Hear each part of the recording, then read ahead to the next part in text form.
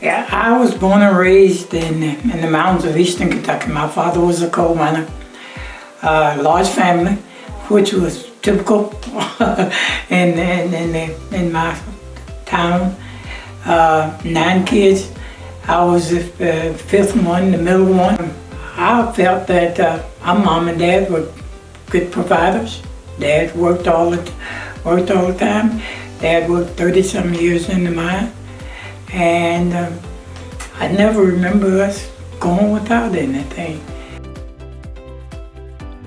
And I'll speak from the standpoint of the black family in my town. The priority was education, and that was drilled into us. That you're gonna get an education, and that you would work.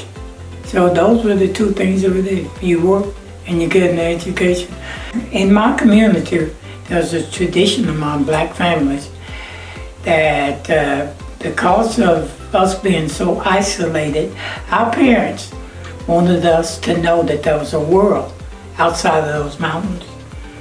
So the tradition was that the African American teenagers would always leave for the summer and spend that summer with relatives in the urban centers. So from the time I was 15 till I graduated from college, I worked in New York City. And what that did for me, what that did for all of us growing up, was we learned to manage money. We learned to respect the property of others, and go by the rules of the house. And I was fortunate enough that they opened a community college in my home area when I was in the 9th grade. So that's how I was able to, when I would go to New York in the summer, I could save my money and pay their tuition, buy my clothes for school. And that was a responsibility, a burden that my father didn't have to have. And that's how I began working my way through college. And after community college, I came to UK, graduated from UK, came to work for the Urban League. 53 years later, here I am. It was meant to be. It was a calling. When I was doing my student teaching, my last semester, I lived in the YMCA down on 2nd Street. While I was there that year in '68, they opened the Urban League office there. And I introduced myself to Mr. Brown, who was the first executive director. I volunteered to do some things around his office, and we struck up a relationship. So I graduated from college that mid-year, December, and I taught in Fayette County Schools that spring. But that summer, Mr. Brown offered me to come to work for the Urban League.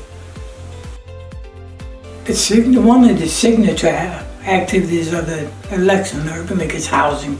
I've had and seen so many positives, and I've seen so many people make changes in their lives. I've seen so many people reach out to help others, and that's what has made this job to me just, well, let me change that. I said job. I don't have a job. I don't feel like I've gone to work a day in my life. Every day I go to do what I love doing. A good leader's got to be a good follower. But you, first of all, got to respect the people you're leading. It's not do it because I say so.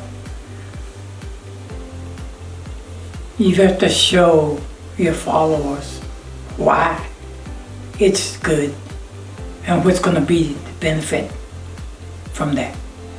About not caring about who gets the credit. Like I just said about not taking yourself too seriously. Focus on the task. Make sure that that's done. If that's done, everything else takes care of itself. And also, some of us have to try a few different things before we find the thing that fits us. And that's okay. That's okay. But once you find it, be true to it and work hard at it. And always be willing to pass it on to help somebody, reach back and pull somebody else up. My legacy, I think about the legacy of the Urban League and the good that we've done for people, if we've done good, and I feel like we have. If that's recorded, then I'm okay.